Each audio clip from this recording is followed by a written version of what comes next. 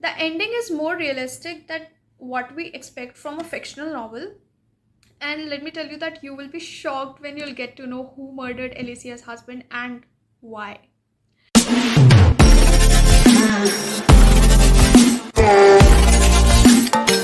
Hi there, this is your nerdy reader, and in this video we are going to talk about the two most famous mystery thrillers which your friends must have recommended to you at some point of time. I will be giving you the comparison between these two most hyped books. One of them is Verity by Colleen Hoover, and the other one is The Silent Patient by Michaelides. Now, let's start with the first book, that is Verity by Colleen Hoover. Now, as you all know that I'm a Coho fan, so I might say Verity is much better, but no. Shocker, right? So let's start with the story. So the story is basically about an author named Verity who couldn't finish her book because of some medical reasons, and hence the task was given to Lowen, who is a struggling author. And as Lowen started working upon the books, she practically started working from Verity's office. And as Lowen starts with her job, she found Verity's autobiography.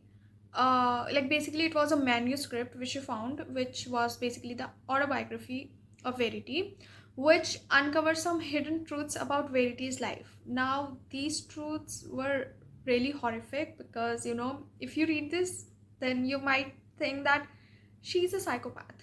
Yeah. As Lowen was going to the autobiography of Verity, she built a connection between Jeremy, which I think it was forced. Like, I couldn't actually see the connection, but just because Colin mentioned it, so we have it. Like, I don't think there's a sense here. But at the end, she contemplate like if she should tell all of these things to Jeremy or not. And she finally told him all of these things. And let me give you a spoiler: like they both killed Verity together.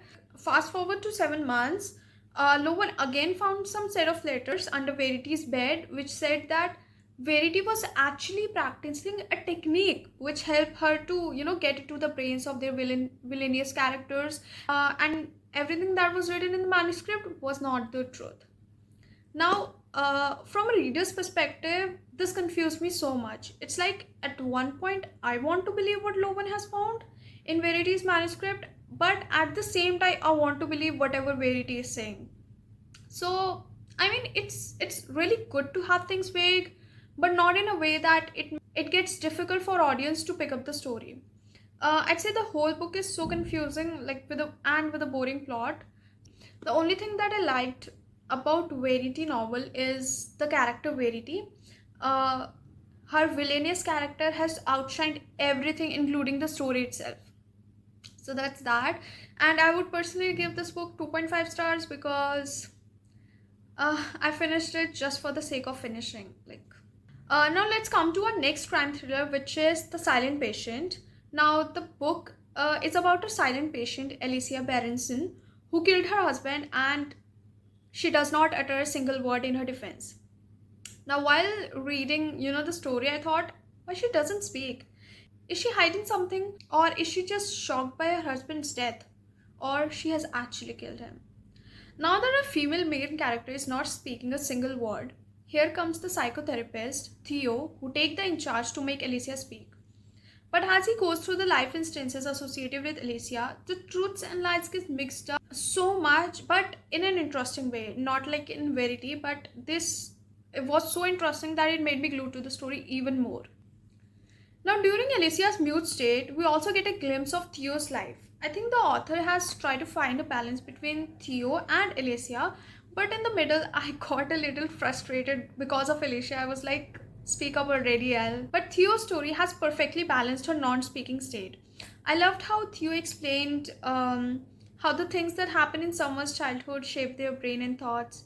He made me understand how we intentionally do things which led to our downfall, and how changing places does not magically disappear your fears. The ending is more realistic than what we expect from a fictional novel. And let me tell you that you will be shocked when you'll get to know who murdered Alicia's husband and why. I was myself watching the book like a hawk, like, what just happened? This novel literally holds the power that Verity has lost throughout the book. The reading on Goodreads is 4.2 for this book, but I personally give this 4.5. And for Verity, the reading on Goodreads is 4.3. Uh, I would say that The Silent Patient is highly underrated. If the reading is 4.2, it must have been around 5. So if you're confused between these two, try to give a shot to The Silent Patient. You can thank me later, by the way. And please don't forget to subscribe to my channel for more reviews. And please understand that people might have different opinions, and I definitely respect those. But this is my review to all the readers and non readers out there who are planning to read one of these.